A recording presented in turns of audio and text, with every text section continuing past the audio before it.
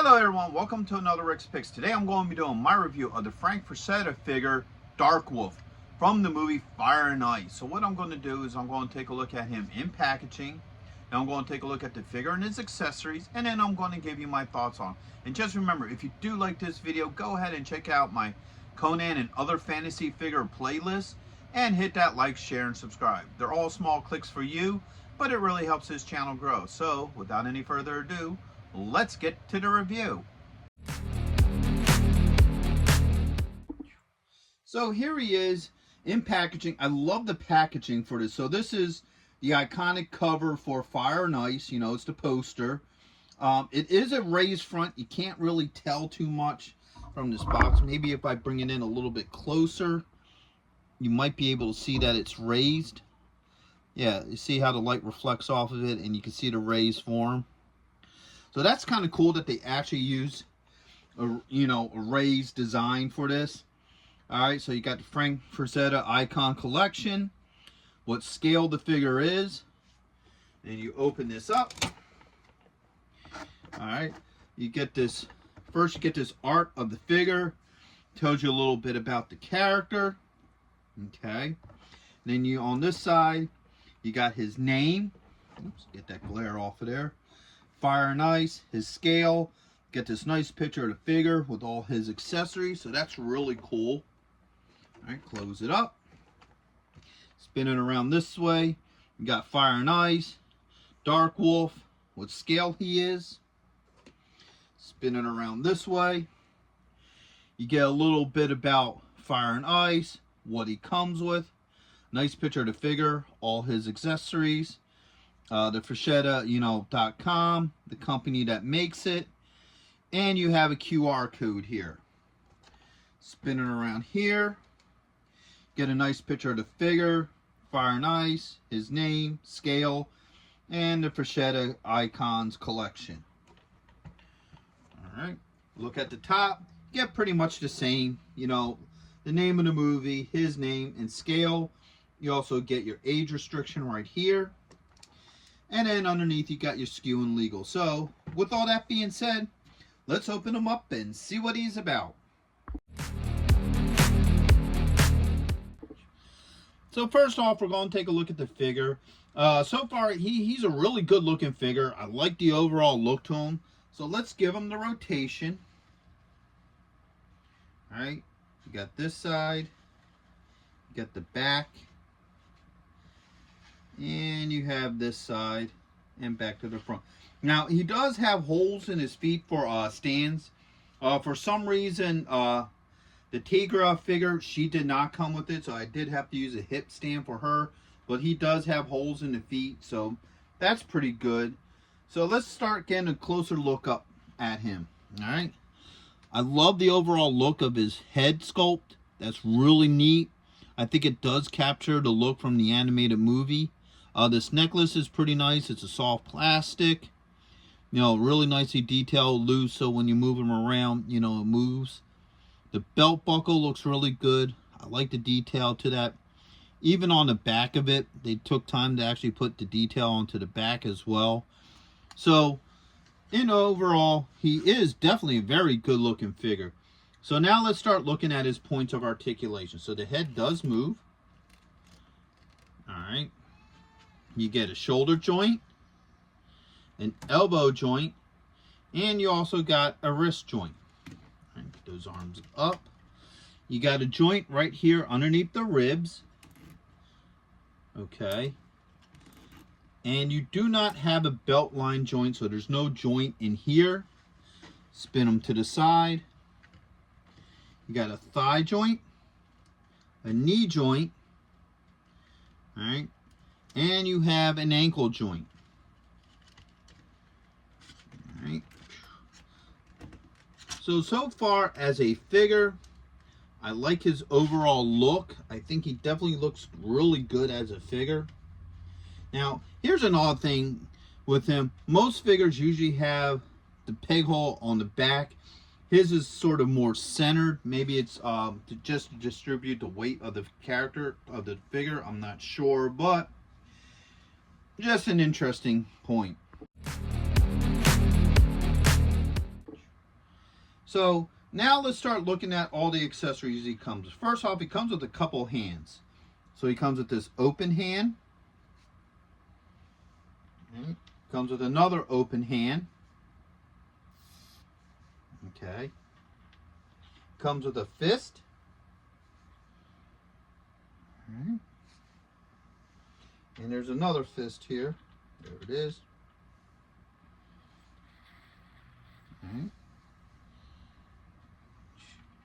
He comes with two holding hands. Alright, so you have this hand here. There's a hole in it there so it can hold things. And this one. Alright. And he also has a draw finger for the arrows. So let's see how well that works. Alright. Speaking of which, he comes with a bow. Alright, with a string. It has a real string on it, so that's pretty nice. Alright. He comes with a war axe. 3 arrows. So here's 2 of them.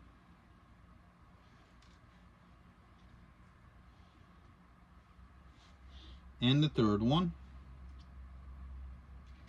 And last but not least, he comes with 2 mouthpieces. So he comes with this yelling one. And this gritting of the teeth.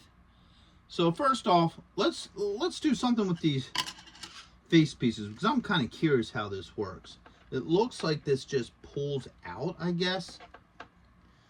I don't think you should probably have to take the whole head out to get one of these in or out. Alright, so that popped out of there. Let's go with the angry mouth.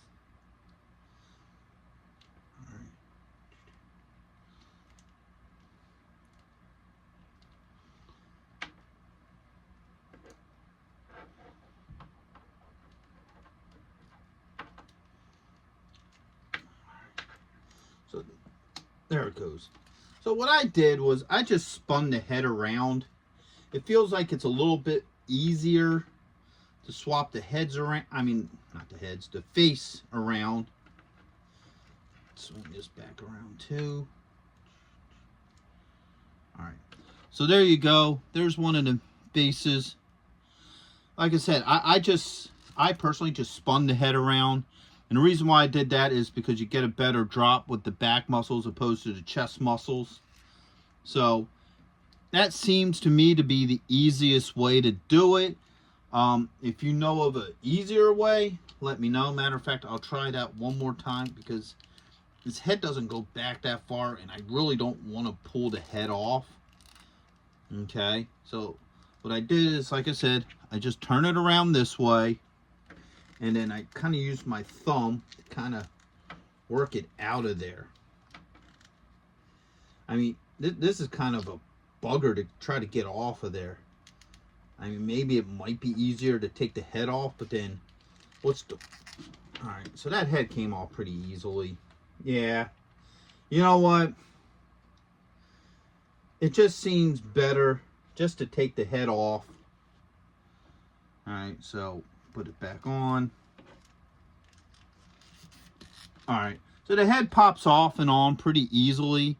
And that's probably just a better way to do it. Just pull the head off, swap the mouth out, and then pop the head back on. So, I find that to be a little bit of a pain in the rear to do. Because, I mean, what's the point of having it like this if you have to pop the whole head off anyway? So, with that being said, let's start looking at swapping out some of these hands. Alright. So first off, let's get a holding hand here. Whoops, that's a fist. But, okay, we'll see that the fist fits in nice. No issues. Alright. Let's get our 2 holding hands. So we have this one here. Just like that. And we have this one as well. Alright, so now you have both holding hands in. Let's try the axe. Alright, you don't get much movement in the fingers. So I'm going to try to work the axe around the fingers. you get some movement, but not a whole lot. All right. Oh, there it goes. All right. So now the axe is in. No issues. All right. Let's try the bow. The bow might be just a little bit more tricky because you're trying to get it around. There we go. All right. So I had to work it, but the bow fits. All right. It's a little bit tight, but it all seems to work out pretty well. I'm going to take this hand off and do this here. So let's see how well we can get this bow to work one of these arrows. All right. So kind of, I don't know how they want you to work this. All right, so, and that always seems to be the problem with some of these figures, that they try to do the bow and arrow thing and it just seems to never really work. All right, so, all right, there we go. I kind of got the bow on there. Try to see if we can get the arrow to work as well.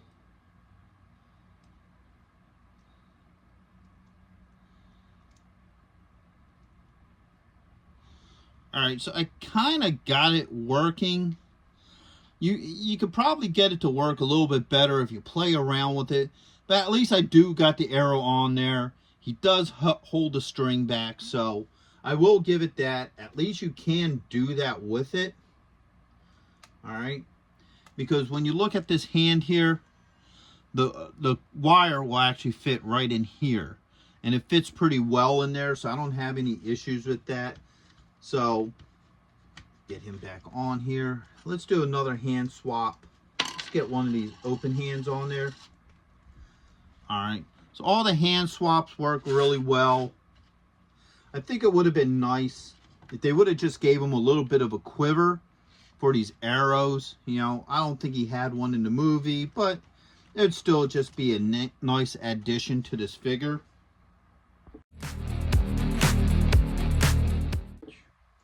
So my final thoughts on him is, I think he's a good figure.